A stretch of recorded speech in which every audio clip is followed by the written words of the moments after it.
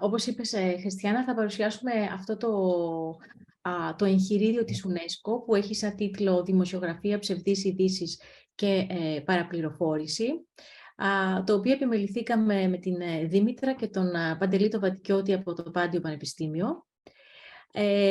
Να πω πώς ξεκίνησε αυτή η ιστορία. Η αλήθεια είναι ότι βγήκε ένα call μέσα στην πανδημία, την άνοιξη του 2020, όπου όλοι βιώναμε αυτή την πρωτόγνωρη κατάσταση του lockdown και ήδη είχαν αρχίσει να διαφαίνονται αυτά τα δείγματα που ονομάσαμε στη συνέχεια όλοι στην Ακαδημία πληροφοριακή επιδημία. Οπότε ήταν ένα κίνητρο αυτό. Το δεύτερο κίνητρο ήταν ότι, ως γνωστό, όσοι κινούμαστε στον χώρο των σπουδών επικοινωνίας, ξέρουμε την έλλειψη πόρων στην ελληνική γλώσσα. Και πρέπει να πω ότι αντιμετωπίσαμε έτσι διάφορα γλωσσικά διλήμματα όταν μπήκαμε στη διαδικασία να μεταφράσουμε το εγχειρίδιο. Και τελικά πήραμε μία απόφαση ολιγόν επαναστατική, θα έλεγα, και αυτό οφείλεται στη Δήμητρα, η οποία μας ενθάρρυνε και να χρησιμοποιήσουμε σαν βασικό γένος του βιβλίου το θηλυκό, σε αντίθεση με αυτό που συμβαίνει συνήθως, σε μια προσπάθεια να καταστεί, ας πούμε, να μπει στην καθημερινότητά μας αυτή η έννοια της συμπερίληψης και να αρχίσουμε πια να μιλάμε για πραγματική ισότητα σε όλα τα πράγματα. Ένα άλλο ενδιαφέρον στοιχείο που προέκυψε μέσα από αυτή την προσπάθεια ήταν ότι βρήκαμε πολύ καινούργια ορολογία που έχει να κάνει με το κομμάτι της παραπληροφόρησης και την τεχνολογία, για την οποία δεν υπάρχει κάποια δόκιμη μετάφραση. Και έτσι μπήκαμε στη διαδικασία, και η UNESCO το δέχτηκε αυτό, να ενσωματώσουμε στο εγχειρίδιο ένα γλωσσάρι, που νομίζω ότι είναι έτσι ένα σημαντικό επίτευγμα αυτής της μετάφρασης. Ο στόχος αυτού του εγχειριδίου, λοιπόν, είναι να λειτουργήσει ως ένα πρότυπο πρόγραμμα σπουδών με διεθνή εφαρμογή, ως απάντηση βεβαίως σε αυτό το αναδυόμενο πρόβλημα της παραπληροφόρησης, σκόπιμης και μη. Μπορεί να χρησιμοποιηθεί αυτούσιο και ως συμπληρωματικό σε υφιστάμενα μαθήματα και βεβαίως απευθύνεται τόσο σε φοιτήτριες και φοιτητές όσο και σε επαγγελματίες.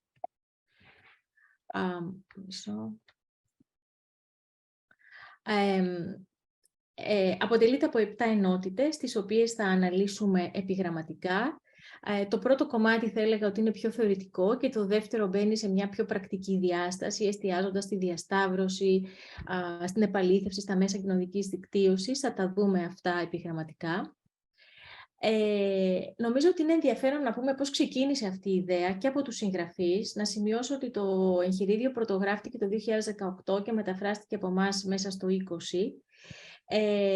Αυτό το οποίο επισημαίνεται και είναι γεγονός είναι ότι η παραπληροφόρηση είναι μια παλιά υπόθεση, η οποία όμως ενισχύεται σε μεγάλο βαθμό από την τεχνολογία. Και βεβαίως η παραπληροφόρηση είναι μια αρνητική εξέλιξη, διότι δεν απλά ότι συμβάλλει στη στρέβλωση των γεγονότων και άρα στην αδυναμία των ανθρώπων, των πολιτών να κατανοήσουν τι συμβαίνει γύρω μας, αλλά ενισχύει φαινόμενα πόλωσης, μυσαλλοδοξίας, με ό,τι αυτό σημαίνει για την δημοκρατία. Οπότε, περνώ στην πρώτη ενότητα, η οποία εστιάζει στην σημασία του θεσμού της δημοσιογραφίας, στο πόσο σημαντικό είναι να παράγεται καλή δημοσιογραφία, την οποία βεβαίως να εμπιστεύονται οι πολίτες, ώστε να μπορούν να προσεγγίσουν την αλήθεια και να κατανοήσουν αυτά που συμβαίνουν γύρω τους. Βέβαια, η άσκηση της δημοσιογραφίας, ως γνωστόν, υπήρξε ανέκαθεν προβληματική. Θέλω να πω ότι μία σειρά εξαρτήσεων οικονομικών, πολιτικών, οργανωσιακές αδυναμίες, αυτό που ονομάζουμε εργασιακή ρουτίνα και όλες οι πρακτικές που προκύπτουν από αυτή, τα χρόνια και οι μη ικανοποιητικές συνθήκες εργασίας είχαν σαν αποτέλεσμα να πέφτει αυτό που λέμε το επίπεδο της δημοσιογραφίας. Όμως, αυτό που ισχυρίζονται οι συγγραφείς, και είμαι σύμφωνη με αυτό, είναι ότι ο θεσμός της δημοσιογραφίας, παρά το γεγονός ότι το νέο επικοινωνιακό τοπίο έχει δώσει φωνή σε πάρα πολλούς φορείς, θεσμοθετημένους και μη, να αποκτήσουν φωνή και άρα να διαχέουν πληροφορίες και γεγονότα, η αλήθεια είναι ότι ο θεσμός της δημοσιογραφίας παραμένει αναντικατάστατος, υπό την έννοια ότι Η επαγγελματική δημοσιογραφία είναι αυτή η οποία έχει τον ρόλο, έχει τις γνώσεις, έχει την πρόσβαση στις πηγές, έχει τη δημοσιογραφική αντίληψη, προκειμένου ακριβώς να βοηθήσει τους ανθρώπους να κατανοήσουν τι συμβαίνει και γιατί συμβαίνει. Όμως, το πρόβλημα είναι ότι οι αδυναμίες της δημοσιογραφίας βαίνουν προς το χειρότερο. Και ο λόγος που συμβαίνει αυτό είναι αφενός η πλήρης αποδιοργάνωση του διαφημιστικού μοντέλου και η λεγόμενη τυραννία της προσοχής που έχει προκύψει και βεβαίως η παρουσία των κοινωνικών δικτύων ως βασικών υποδομών στο δημόσιο και πολιτικό διάλογο. Δανείζουμε εδώ ένα ενδιαφέρον quote από τον Διευθυντή Ανάπτυξης Νέων Προϊόντων του Facebook, ο οποίος δήλωσε χαρακτηριστικά ότι εάν υπάρχει μια θεμελιώδης αλήθεια για τον αντίκτυπο των μέσων κοινωνικής δικτύωσης στη δημοκρατία, αυτή είναι ότι ενισχύονται οι προθέσεις των ανθρώπων καλές και κακές. Στο καλό σενάριο επιτρέπουν να εκφραστούμε και να αναλάβουμε δράση. Στο κακό σενάριο επιτρέπουν στους ανθρώπους να διαχέουν παραπληροφόρηση και να διαβρώνουν τη δημοκρατία. Οπότε, τι θα πρέπει να κάνει η δημοσιογραφία σε αυτή την καινούργια κατάσταση που έχει δημιουργηθεί? Η άποψη των συγγραφέων είναι ότι θα πρέπει να ξανακερδίσει την εμπιστοσύνη του κοινού. Και πώς μπορεί να συμβεί αυτό? Γυρνώντας πίσω η δημοσιογραφία σε βασικές αξίες. Ανεξαρτησία, ακρίβεια, διαφάνεια, πλουραλισμός, έρευνα και επαλήθευση. Η δημοσιογραφία ως μια διαδικασία που προάγει την κοινωνική δικαιοσύνη.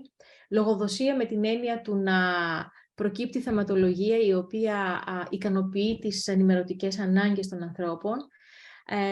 Ένα άλλο πάρα πολύ σημαντικό στοιχείο, το οποίο δυστυχώς χάνεται από την σύγχρονη δημοσιογραφία, είναι η έννοια της εξήγησης και της ανάλυσης.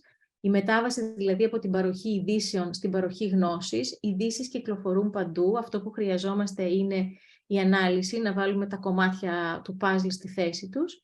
Και τέλος, μια αναδυόμενη, θα έλεγα, ένας αναδυόμενος ρόλος της δημοσιογραφίας, αυτός της κινητοποίησης, δηλαδή η δημοσιογραφία ως συνήγορος των πολιτών στα κακώς κείμενα και γενικά σε πράγματα που πρέπει να αλλάξουν. Η δεύτερη ενότητα προσπαθεί να αποσαφηνίσει την έννοια της παραπληροφόρησης και γιατί ο όρος ψευδείς ειδήσεις είναι προβληματικός. Εστιάζει στους διαφορετικούς τύπους παραπληροφόρησης και πώς αυτοί τοποθετούνται σε αυτό που ονομάζουμε πληροφοριακή αταξία.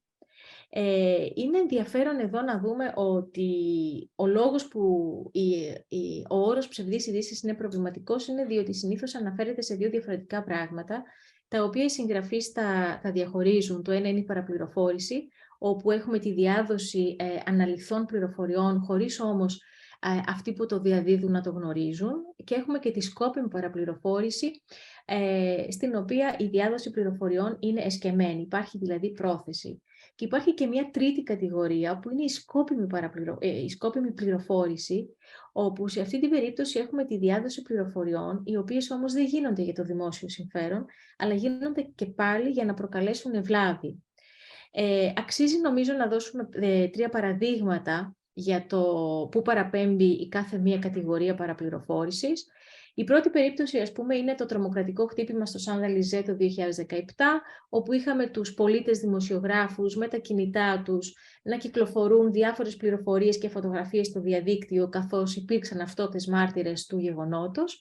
Και τελικά προέκυψε όμως ότι μέσα στο υλικό το οποίο μετέδιδαν υπήρχε και ένας δεύτερος αστυνομικός νεκρός, ενώ στην πραγματικότητα ήταν μόνο ένας. Προφανώς αυτό δεν έγινε επίτηδες.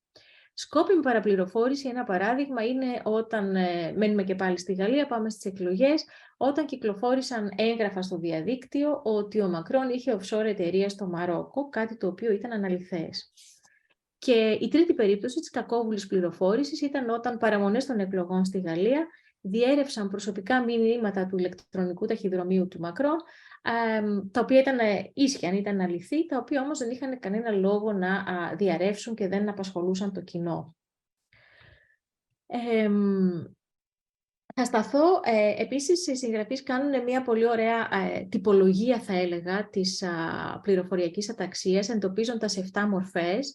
Δεν έχουμε χρόνο να τις αναλύσουμε όλες. Νομίζω ότι αξίζει να αναφερθούμε στη σάτυρα και στην παροδία, διότι είναι περίεργο που το συναντούμε εδώ και ο λόγος που τοποθετείται είναι διότι επειδή οι άνθρωποι σήμερα ενημερώνονται από μια πληθώρα πηγών που δεν ξέρουν από πού έρχονται και πόσο αξιόπιστες είναι, πολλές φορές η σάτυρα μπερδεύεται με την πραγματική ενημέρωση. Τα άλλα δύο, το παραπλανητικό περιεχόμενο και η εσφαλμένη σύνδεση, νομίζω ότι αξίζουν να αναφερθούν διότι είναι δύο πρακτικές οι οποίες δυστυχώς είναι πρακτικές οι οποίες, μάλλον είναι δύο φαινόμενα τα οποία τα συναντούμε στη σύγχρονη δημοσιογραφία εξαιτίας εσφαλμένων πρακτικών. Το ένα λοιπόν είναι η εσφαλμένη σύνδεση, όπου έχουμε τίτλους, οπτικά στοιχεία, λεζάντες, τα οποία δεν παραπέμπουν στην ουσία της είδησης και ο βασικός λόγος που χρησιμοποιούνται ακριβώς προκειμένου να τραβήξουν την προσοχή των χρηστών. Και το άλλο είναι το παραπλανητικό περιεχόμενο, είναι αυτή η πολύ γνωστή εσφαλμένη πλαισίωση των πληροφοριών, όπου έχουμε επιλεκτική συνήθως χρήση κάποιων στοιχείων και με αποτέλεσμα στο τέλος της ημέρας να στρεβλώνεται η σημασία του γεγονότος. Ένα τελευταίο στοιχείο που αξίζει να αναφερθεί είναι οι φάσεις της πληροφοριακής αταξίας, δηλαδή το πώς μία πληροφορία η οποία είναι αναλυθής, πώς συλλαμβάνεται και πώς ξεκινάει. Δεν έχουμε πάρα πολύ χρόνο να το αναλύσουμε αυτό εδώ. Είναι το χαρακτηριστικό παράδειγμα με την είδηση για τον Πάπα Φραγκίσκο, ο οποίος υποτίθεται ότι υποστήριζε την υποψηφιότητα του Ντόναλντ Τραμπ στις εκλογές του 2016. Και βλέπουμε πώς η είδηση ξεκίνησε από έναν ιστότοπο, ο οποίος ήταν μέλος ενός δικτύου ιστότοπων, οι οποίοι για αμιγώς οικονομικούς λόγους δημιουργούσαν και διέρεαν τέτοιου είδους αναλυθείς πληροφορίες και βλέπουμε πώς μετά η αρχιτεκτονική του διαδικτύου και των κοινωνικών δικτύων συνέβαλε στο να πολλαπλασιαστεί η διάδοση αυτής της είδησης, δηλαδή ξεκίνησε από τον πρώτο ιστότοπο, μετά οι ιστότοποι του δικτύου άρχισαν να κοινοποιούν την είδηση, μετά ξανακοινοποιήθηκε από τους υποστηριχθές του Τραμπ, μετά διάφοροι δρόντες οι οποίοι είχαν συμφέρον από την υποψηφιότητα Τραμπ άρχισαν επίσης να κοινοποιούν την είδηση όχι μόνο manual, αλλά χρησιμοποιώντας στρατιές, trolls και bots. Και στο τέλος ξανακοινοποιήθηκε η είδηση από τις υποστηριχτές της Κλίντον για να αποδείξουν ακριβώς πώς εξαπατώνται οι υποστηριχτές του Τραμπ. Ώσπου στο τέλος φτάσαμε να έχουμε, ας πούμε, να είναι αυτή η είδηση η πιο δημοφιλής ψευδής είδηση των εκλογών. Και περνάμε στην τρίτη ενότητα, όπου ουσιαστικά το θέμα εδώ αφορά στα διαρθρωτικά αίτια της παραπληροφόρησης, δηλαδή ποιες είναι οι βασικές αιτίες για τις οποίες παρατηρείται αύξηση του φαινομένου. Εντοπίζονται τρεις βασικοί λόγοι. Ο πρώτος είναι, ξαναναφερθήκαμε σε αυτό, η κατάρρευση του παραδοσιακού επιχειρηματικού μοντέλου της ενημέρωσης, έτσι με ό,τι αυτό συνεπάγεται, τους νέους παίκτες, οι οποίοι μάλιστα αντλούν και ένα πολύ μεγάλο μερίδιο της διαφημιστικής πίτας. Ο ψηφιακός μετασχηματισμός της βιομηχανίας των ειδήσεων, αυτή η περίφημη σύγκληση, η ανάγκη να παράξουν οι δημοσιογράφοι περιεχόμενο για πολλές πλατφόρμες, ο πειραματισμός με τις νέες τεχνολογίες, είτε αυτό είναι αυτοματοποίηση των ειδήσεων, είτε αυτό είναι αλγόριθμοι, προσωποποίηση, προκειμένου ακριβώς πάλι να προσελκύσουν ένα μεγαλύτερο μέρος του κοινού. Και βεβαίως η δυνατότητα που δίνει το διαδίκτυο λόγω της αρχιτεκτονικής του στο να μπορεί το περιεχόμενο να γίνεται αυτό που λέμε viral. Αυτά λοιπόν όλα τα τρία έχουν σαν αποτέλεσμα να επηρεάζονται με αρνητικό τρόπο οι αίθουσες σύνταξης και ο τρόπος με τον οποίο παράγονται οι ειδήσεις. Καταρχάς έχουν μειωθεί πολύ σημαντικά τα έσοδα των οργανισμών.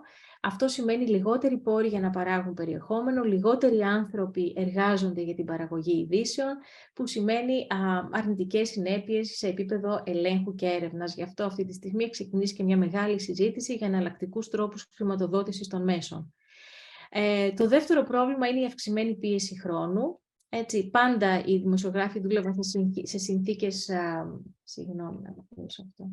Σε συνθήκες ταχύτητας, αλλά αυτό πια έχει φτάσει σε επίπεδα όπου, όπως λέμε, η αξία της ταχύτητας απέκτησε προβάδισμα έναντι της ακρίβειας.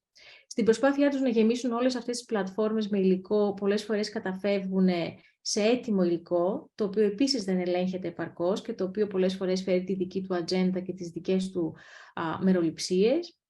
Το επόμενο στοιχείο είναι αυτή η τρομακτική έμφαση στις μετρήσεις, οι οποίες πλέον είναι real time, με αποτέλεσμα να επηρεάζεται η δημοσιογραφία και σε επίπεδο θεματολογίας, αλλά και σε επίπεδο αφήγησης. Και όλες αυτές οι τακτικές δελεασμού, οι οποίες προφανώς έχουν σαν στόχο να προσελκύσουν μεγαλύτερο κοινό. Αλλά δυστυχώς όλη αυτή να το πω έτσι, η πτώση της ποιότητας έχει γίνει φυσικά αντιληπτή από το κοινό, με αποτέλεσμα η εμπιστοσύνη του κοινού στη δημοσιογραφία να μειώνεται σημαντικά.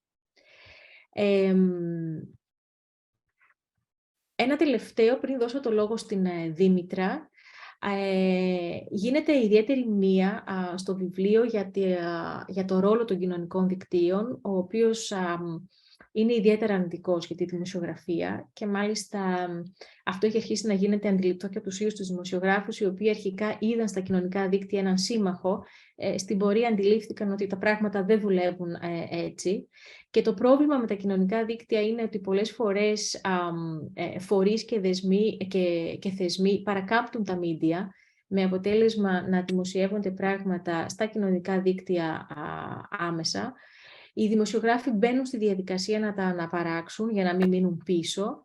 Το πρόβλημα επίσης είναι ότι όταν αρχίζει και διαχέεται κάτι το οποίο δεν είναι αληθές στα κοινωνικά δίκτυα, ενώ πολύ εύκολα και πολύ γρήγορα κυκλοφορεί, η ανάσχεσή του, η διόρθωσή του έχει αποδειχθεί από έρευνες ότι είναι μια πολύ δύσκολη υπόθεση.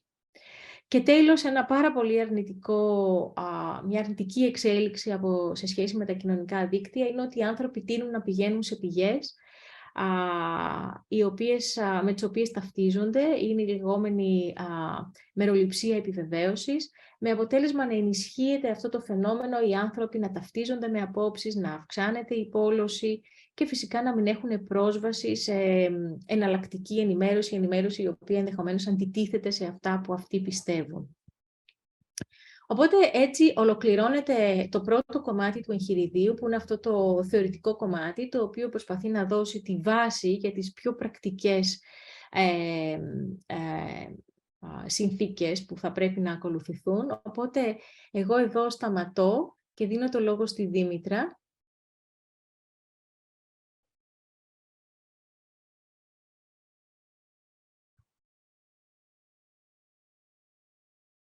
Ευχαριστώ πολύ, Ηλία. Θα μισό λεπτάκι να φτιάξω κι εγώ την οθόνη μου. Ωραία. Εντάξει, φαντάζομαι βλέπετε.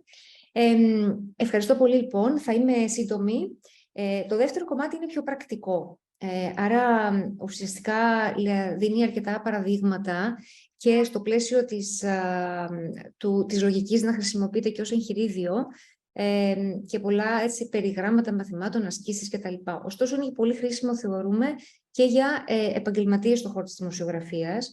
Η πέμπτη ενότητα, λοιπόν, εστιάζει στη διασταύρωση πληροφοριών. Κάποια βασικά σημεία για τη διασταύρωση, έτσι, ότι πρόκειται για μια τελικά διακριτή μορφή δημοσιογραφίας, ότι υπάρχει συγκεκριμένη μέθοδος με την οποία γίνεται η διασταύρωση, η οποία και αναλύεται στην πορεία και για την οποία θα μιλήσω και εγώ παρακάτω. Αρχικά γίνεται μια διάκριση μεταξύ διασταύρωσης και επαλήθευσης. Η επαλήθευση, όπως φαίνεται στα δεξιά σας, είναι η διασταύρωση στην πραγματικότητα που γίνεται εκ των προτέρων. Και μάλιστα τα πρώτα χρόνια της δημοσιογραφίας στη Δύση, επαληθευτές πληροφοριών εργάζονταν μέσα στις αίθουσες σύνταξης, στα μέσα. Πλέον πολύ λίγα μέσα έχουν την οικονομική δυνατότητα να το κάνουν αυτό το πράγμα. Η διασταύρωση πληροφοριών είναι αυτή που συμβαίνει εκ των υστέρων. Και ξέρουμε πλέον ότι υπάρχουν αρκετά εγχειρήματα fact-checking, όπως τα λέμε, fact-checkers, διασταύρωση πληροφοριών, η οποία αυξήθηκε ιδιαίτερα μετά την αύξηση των ψευδών ειδήσεων. Άρα αυτή είναι η βασική διάκριση. Και βέβαια, ναι, μεν αναδύθηκαν αυτοί οι οργανισμοί που κάνουν διασταύρωση, αλλά ταυτόχρονα αναδύθηκε και η παραπληροφόρηση, η οποία είναι μεταμφιεσμένη σε διασταύρωση. Αυτά είναι τρία παραδείγματα οργανισμών που υποστηρίζουν ότι κάνουν επαλήθευση και διασταύρωση πληροφοριών, ωστόσο τελικά διαδίδουν σκόπιμα, από ό,τι φαίνεται, παραπληροφόρηση. Πώς εργαζόμαστε για να διασταυρώσουμε πληροφορίες? Το απλό ερώτημα πώς το γνωρίζουμε αυτό συνήθως αρκεί. Το εγχειρίδιο εντοπίζει 3 φάσεις. Τον εντοπισμό επαληθεύσιμων ισχυρισμών σε όποια κείμενα κανείς θέλει να επαληθεύσει, να διασταυρώσει, τον εντοπισμό των πληροφοριών σε σχέση με αυτές τους ισχυρισμούς και τελικά την αξιολόγηση και τη διόρθωση. Στο εγχειρίδιο, για όσους και όσους ενδιαφέρονται περαιτέρω, μπορούν να βρίσκονται συγκεκριμένα κείμενα, παραδείγματα δηλαδή, τα οποία αναλύονται με βάση αυτόν τον οδηγό που βλέπετε. Και δίνω εδώ ένα παράδειγμα, είναι μια δήλωση του Zuckerberg. Με κόκκινο είναι οι ισχυρισμοί οι οποίοι δεν μπορούν να επαληθευτούν, με πορτοκαλί αυτοί που είναι κάπου στη μέση και με πράσινο είναι αυτοί που πραγματικά μπορούν να επαληθευτούν. Άρα η επαλήθευση γίνεται ουσιαστικά στο κομμάτι αυτό. Πώς γίνεται?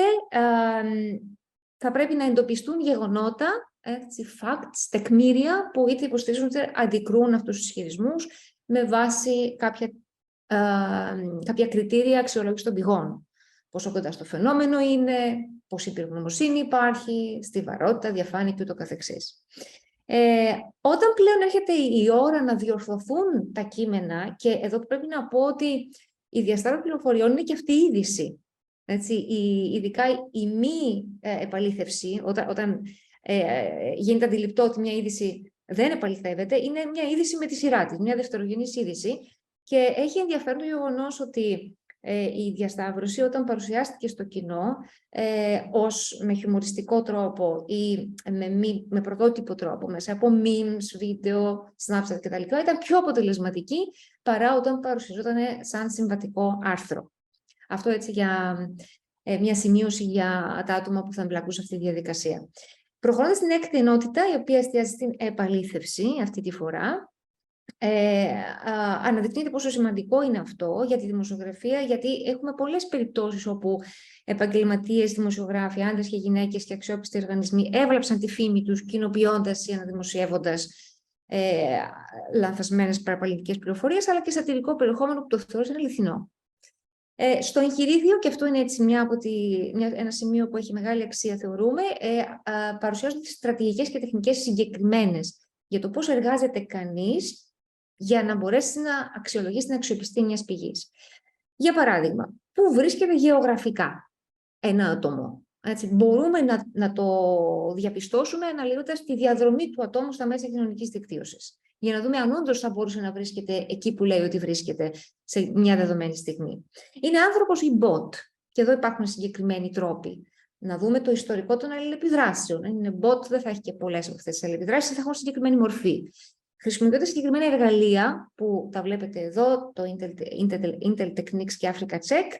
Μπορούμε να αναλύσουμε λογαριασμούς συγκεκριμένων ατόμων σε Facebook και Twitter για να αξιολογήσουμε την αξιοπιστία της πηγής αυτής. Άλλη ερώτηση είναι αν το περιεχόμενο είναι αυθεντικό ή έχει αποσπαστεί από παλαιότερο υλικό που ανακυκλώνεται για συγκεκριμένους σκοπούς. Συμβαίνει πολύ συχνά αυτό το πράγμα. Εδώ μπορούμε να χρησιμοποιήσουμε την αντίστροφη αναζήτηση εικόνων μέσα από κάποια εναλλακτικά προγράμματα. Δεν υπάρχει ακριβώς το ίδιο πράγμα για τα βίντεο, όμως υπάρχει ένας τρόπος και στο εγχειρίδιο παρουσιάζονται εργαλεία τα οποία μπορούν να ανιχνεύσουν μικρογραφίες βίντεο στο YouTube, τα οποία με τη σειρά τους